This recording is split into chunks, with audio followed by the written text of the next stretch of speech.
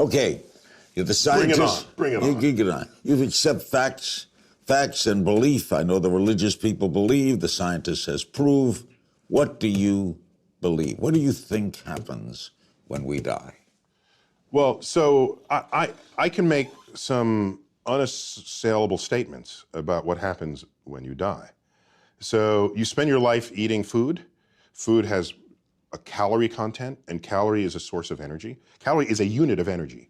You bring it in, and then the energy is available for you to maintain your body temperature at nearly 100 degrees. It's 98.6. How do you keep something at 100 degrees when nothing else around you is? You're burning energy to sustain that, because biologically, we need to be at that temperature to function, okay? You also need energy to walk and to move. That's why you eat food. The moment you die, what happens? You don't maintain the energy. Your temperature drops.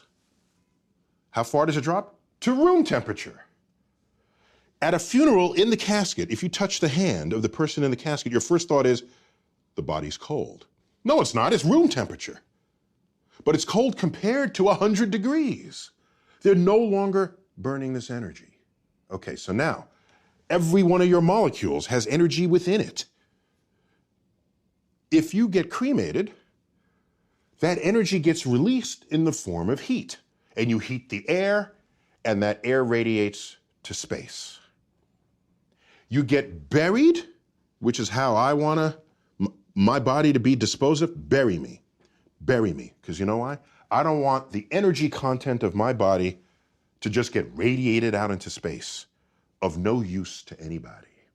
Put me in the ground. Let the worms, microbes come in and out of my body, and the energy content of my body that I had assembled over my lifetime, consuming the flora and fauna of this earth, my body then returns to them.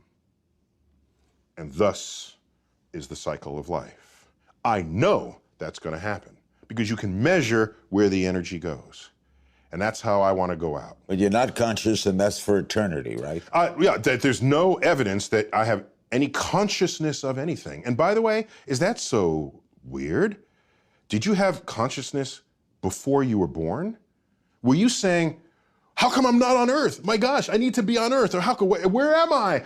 No, there's just the state of non-existence. And so I'm not given any reason. But now I am born. Okay. And I can't stand the thought of non-existence. See, I already have existence. I accept Okay, it is true. We fear death because we are born knowing only life. Right. I get that. However, I take another view, because I've been asked, if you could live forever, would you? Yes. Okay, we're done with the interview. Finish the sentence. Yes. No, okay, sure, that's an attractive idea. But the way I look at it is the knowledge that I'm going to die that creates the focus that I bring to being alive. The urgency of accomplishment, the need to express love now, not later. If we live forever, why ever even get out of bed in the morning? Because you always have tomorrow. That's not the kind of life I want to lead. But why, don't you fear not being around? I fear living a life where I could have accomplished something and didn't. That's what I fear. I don't fear death. You don't fear the unknown? I love the unknown.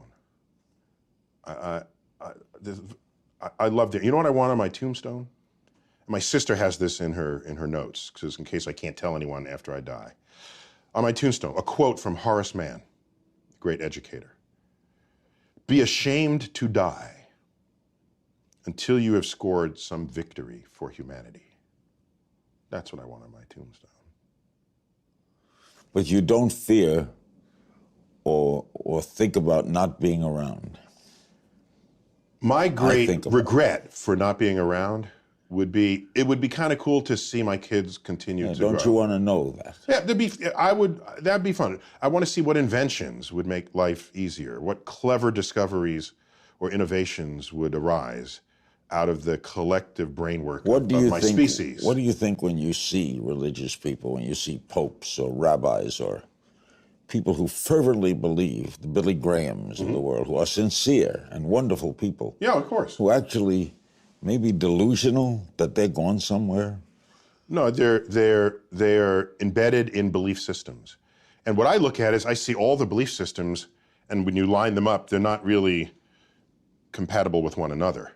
So whatever they're believing, it can't be a truth that applies to everybody, because other people believe what they do with no less fervor.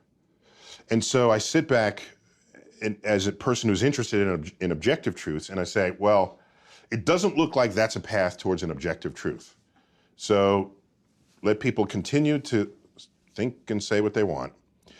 But as a citizen of a country that is not founded on a religion, it's founded with sort of a secular construct in a way that protects whatever religion you want to express.